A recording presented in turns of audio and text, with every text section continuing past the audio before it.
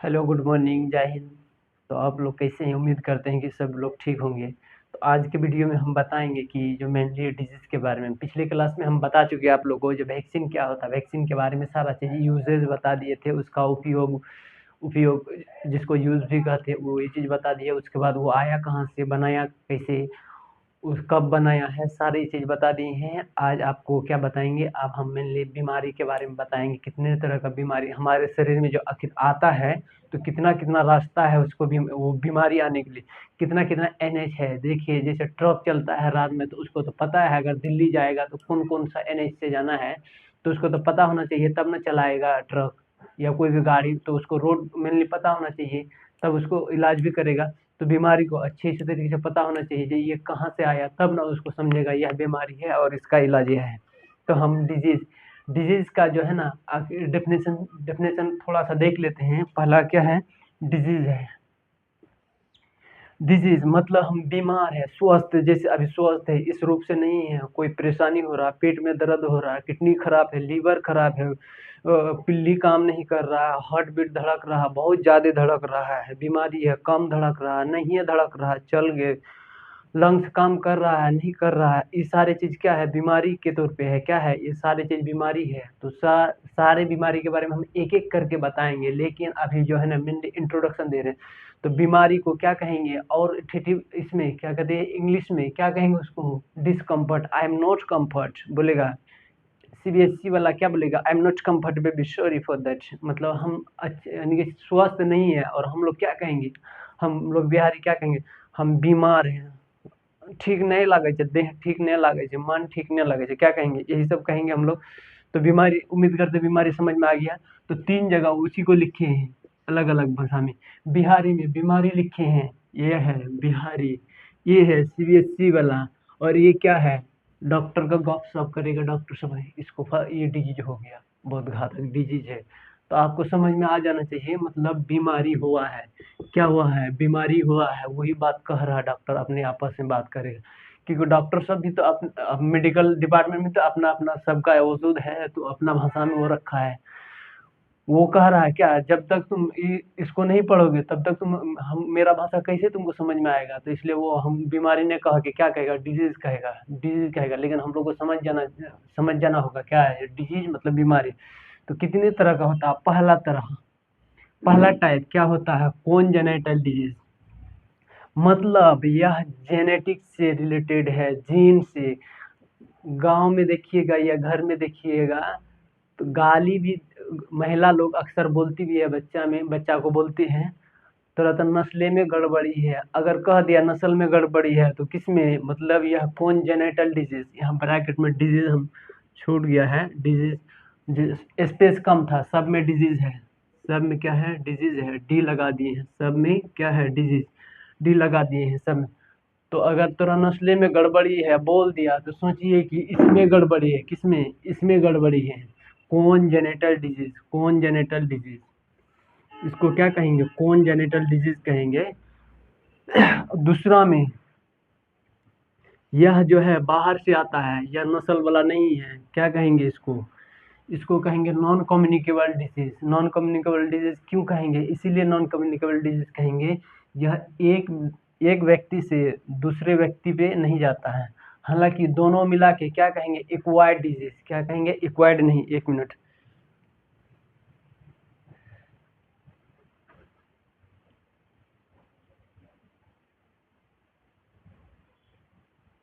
हाँ, इसको एक्वायर्ड ही डिजीज, दोनों मिला के क्या कहते हैं? एक्वायर्ड डिजीज कहते हैं। और इसको कॉन्जेनिटल डिजीज, डिजीज को जो है ना इस उसका टाइप में जो अगर बांटा गया है, तो 2 टाइप का, एक्वायर्ड और कॉन्जेनिटल। तो हम आपको मेनली बता देते हैं, तीनों को एकदम अच्छे से क्लियर कर देते हैं, इसीलिए तीनों को हम लिख दिए, ठीक है। तो नॉन कम्युनिकेबल मतलब यह जो है ना एक व्यक्ति से दूसरे व्यक्ति को नहीं फैले, दूसरे व्यक्ति नहीं फैलेगा। उसके बाद कम्युनिकेबल, यह फैलने वाला, उस यह है, एक व्यक्ति से दूसरे व्यक्ति फैल जाएगा। हम एक एक फिर से पीछे से एक एक करके देखते हैं।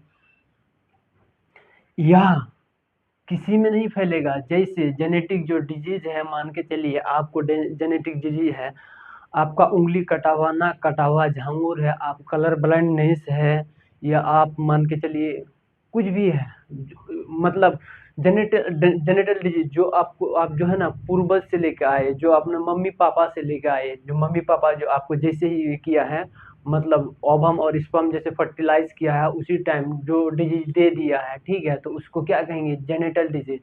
जीन में गुण में जो हो गया हो तो वो जेनेटल डिजीज हो गया है। यह ऐसे नहीं फैलेगा, यह फैलने का रास्ता ही नहीं है, केवल मम्मी और पापा दोनों में से ही फैल सकता है, दोनों ही दे सकता है। कब? जब फर्टिलाइजेशन के टाइम में ही दे सकता है। उसके बाद अगर मान के चलिए मेरा दोस्त को है या आपका दोस्त को है, आप उसमें देह से कुछ कितना भी लड़ाइएगा, देह से देह लड़ा लीजिए, उसका नाक खरोंच लीजिए, तो आपको क्या है, कलर ब्लाइंडनेस नहीं होने वाला है।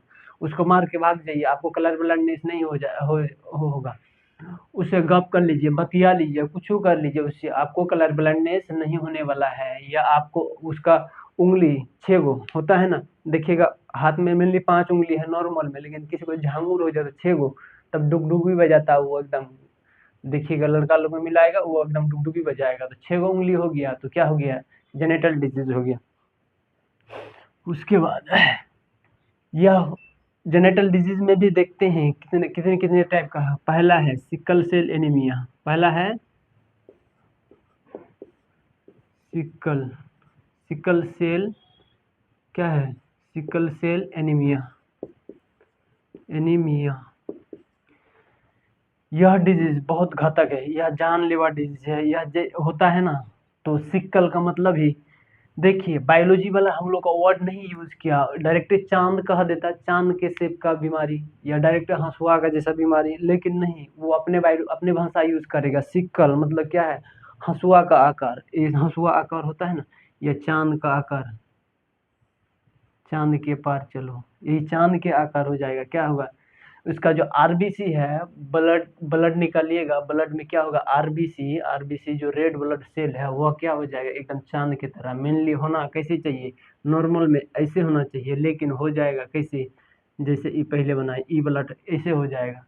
तो सिकल सेल समझ में आ गया, बहुत घातक है। अगर इसका इलाज हुआ तो हुआ, टाइमली इसका एकदम पूरा केयर करना पड़ता है, प्रॉपर दवाई चलाना पड़ता है ना, तो फिर यह भी एकदम जान लेके बैठ जाता है, ठीक है। उसके बाद दूसरा में आया आपका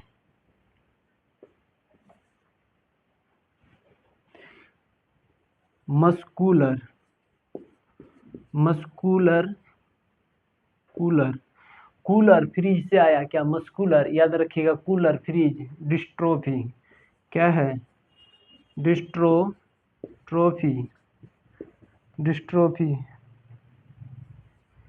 मस्कुलर डिस्ट्रोफी मतलब मसल्स जो है डिस्टर्ब हो जाना, काम हो जाना, टूट फूट जाना, मसल्स का अच्छे से फंक्शन नहीं करना, ऑर्गन नहीं, मसल्स के बात बोल रहे हैं।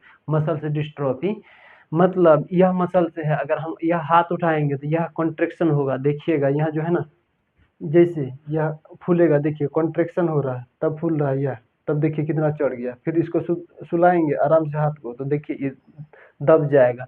तो हाथ उठने का योग कौन करता है, योगदान पहला कौन, मसल्स काम नहीं करेगा तो चल नहीं सकते हैं, फिर नहीं सकते हैं, थोड़ा थोड़ा चलेंगे। धीरे धीरे जब बीमार बढ़ जाएगा तो फिर वह भी खत्म हो जाएगा एकदम, तब बोलेंगे खटिया लाओ, सूतेंगे एकदम आराम से, और कुछ दिन बाद एकदम चल जाएंगे शमशान। तो इसीलिए मस्कुलर डिस्ट्रोफी, मसल्स काम करना बंद कर देगा। कोई भी आपका मसल्स है ना शरीर में, तो जैसे मुंह हम बोल रहे हैं इतना स्पीड से बोल रहे हैं, तो क्या कर रहे हैं, मस्कुलर डिस्ट्रोफी हो जाएगा। ऐसे मसल मस्क हो गया मेरा, बस चल भी नहीं करेगा, मसल्स जो है ना, होंठ जो ये करेंगे तो मसल्स काम नहीं करेगा। तो इसमें ज्यादा पहले पहले एकदम बड़का बड़का मसल्स में होगा, उसके बाद धीरे धीरे धीरे धीरे अगर फैल गया शरीर में तो पूरे एकदम फैल जाएगा। उसके बाद तीसरा में डाउन सिंड्रोम, क्या है,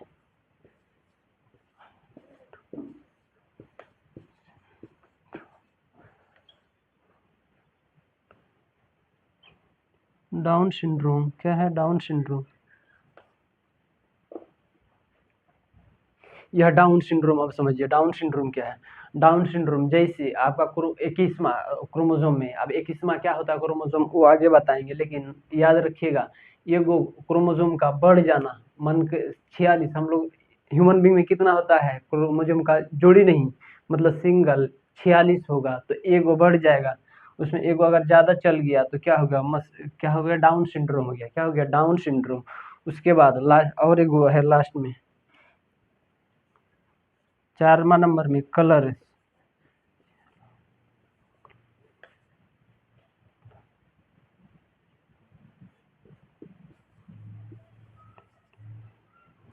अगर कलर ब्लाइंडनेस हो गया, कलर ब्लाइंडनेस के बारे में फिर से समझ लीजिए अच्छा से।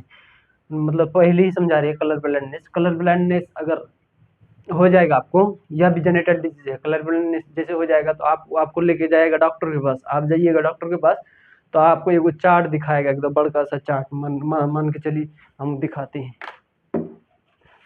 ये वाला चार्ट दिखाएगा तो आपको अच्छे से सारा चीज। अभी अगर आप ठीक है तो अच्छे से दिखेगा, ठीक है। अगर आप ठीक है तो अच्छे से दिखेगा, लेकिन आप में कोई दिक्कत है, अगर आप में कोई दिक्कत है, कलर ब्लाइंडनेस हो गया तो फिर जेनेटिक डिजीज अगर हो गया तो कौन कौन नहीं दिखेगा। यह रेड और इसको ग्रीन मानिए आप, ग्रीन जिसको हरा कहते हैं, तो ये दोनों नहीं दिखेगा तो डॉक्टर साहब पूछेगा, 5 6 7 गो कलर दिखाएगा इस सारा चार्ट में।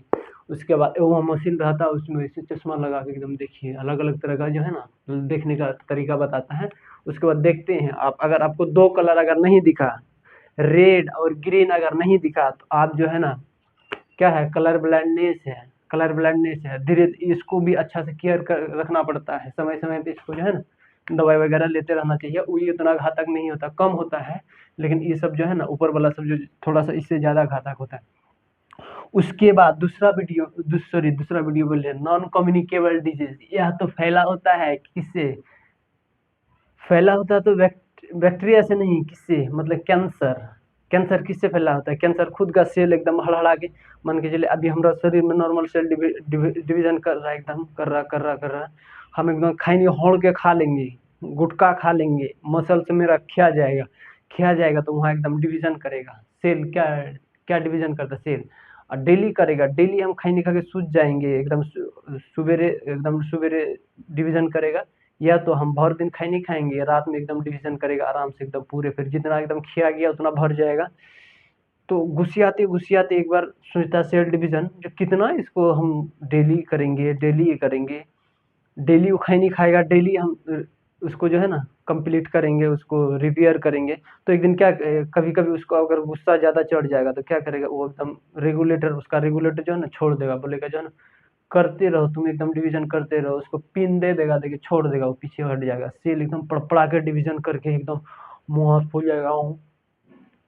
खैनी वाला कैंसर बता रहे, और वो कैंसर है, मुंह हाथ फूल जाएगा, आँख ऐसे झपा जाएगा एकदम, ये गोश्त यहाँ चल जाएगा, ये गोश्त लटक के यहाँ आ जाएगा, क्या हो जाएगा, कैंसर हो जाएगा एकदम। तब आप अच्छा से एकदम दवाई खाइए, थैला थैला भर लेके जाइए डेली डेली। और क्या करेगा, आपको अगर जांच करेगा तो कहीं कहीं यहाँ का मांस उस काट के लेके जाएगा। ऑपरेशन अगर होगा, इसको तो बहुत बड़ा प्रोसेस है, उसको बाद में बताएंगे, लेकिन अभी मेनली इसमें डिजीज में इतनी ठो बताते हैं हम। सबसे पहले क्या है, एलर्जी। एलर्जी एलर्जी या आई दे दीजिए या वाई दे दीजिए, आई दे दीजिए, एलर्जी। आई वाई भी चल लेगा, ठीक है। एलर्जी का मतलब क्या हो गया, एलर्जी अगर हमको अगर एलर्जी है कोई चीज़ से तो यह एलर्जी आपको भी नहीं होगा। यह इसीलिए बोलते हैं नॉन कम्युनिकेबल डिजीज। मतलब यह तो हुआ है कोई पैथोजन से ही हो गया, मान के चलिए। पैथोजन से तो मेनली नहीं, एलर्जी मतलब वो चीज़ से हमको नफरत है, वो हमारे शरीर में जो एंटीबॉडी है उसके प्रति जो है ना विरोध है एकदम।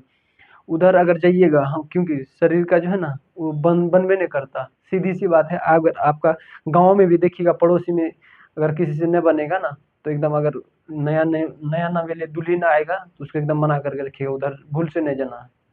काहे ला माँ तो बोलेगा, हमरे ने बनता, तुम काहे ला जाएगा वहाँ, मत जाना। अगर 2 3 दिन मना करने के बाद भी एकदम जबे करेगा तो उससे बातचीत करना छोड़ देगा एकदम, पूरी तरीके से।